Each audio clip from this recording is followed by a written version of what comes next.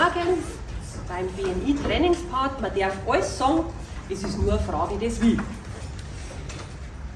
Hast du das auch schon mal erlebt, dass dir jemand was Wichtiges, aber was Unangenehmes gesagt hat? Und du bist ja danach zurückgekommen wie so ein Schulbub, weil derjenige wie so ein Dampfwalzen über dich drüber gefahren ist.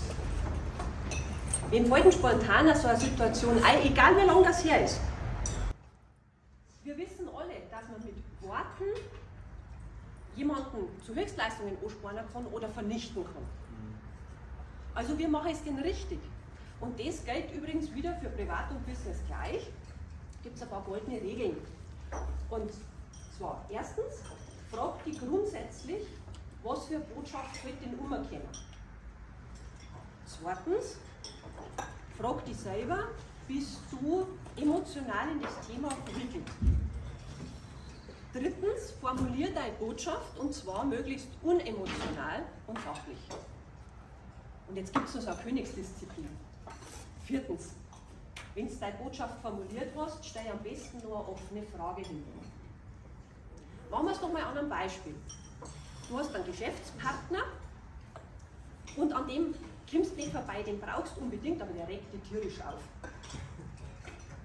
Das kann ein Mitarbeiter sein, das kann ein Lieferant sein oder im Privaten kann es auch mal die Frau oder der Mann sein. Ist total wurscht. Der regt dich deswegen auf, weil er nicht in die Puschen kommt. Und du weißt ganz genau, der kann ein bisschen schneller durch. Ja, so, dann wenden wir doch mal die Regeln an. Erstens, was ist denn die Botschaft, die grundsätzlich rüberkommen soll? Herrschaft, du halt wenigstens ein bisschen schneller. Zweitens, bin ich emotional beteiligt? Ja, ich bin narrisch. Und deswegen suche ich mir am besten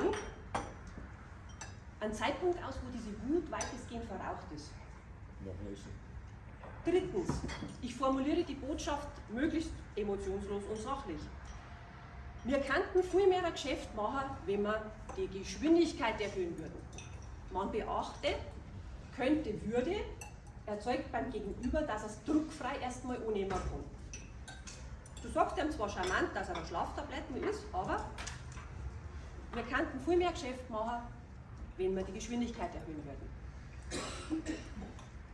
Viertens, stelle die offene Frage, die Königsdisziplin. Was darf dir helfen, dass es schneller geht? Dann ist der gefordert. Und wenn du jetzt noch Fleißbutterl verdienen möchtest, dann setzt nur Sahnehäubchen oben drauf, weil dann sagst du, ich darf dich gern dafür belohnen. Was darf denn die im Moment jetzt gerade so motivieren, dass du richtig Gas geben möchtest? Jetzt frage ich euch, wer fällt euch denn spontan ein, die wo du schon ganz lang was Wichtiges sagen wolltest und das bis jetzt noch nicht da hast? Probier es aus. Das ist zwar jetzt gleich mal der Ernstfall, aber daran kannst du üben. Ich wünsche dir viel Spaß bei der Umsetzung.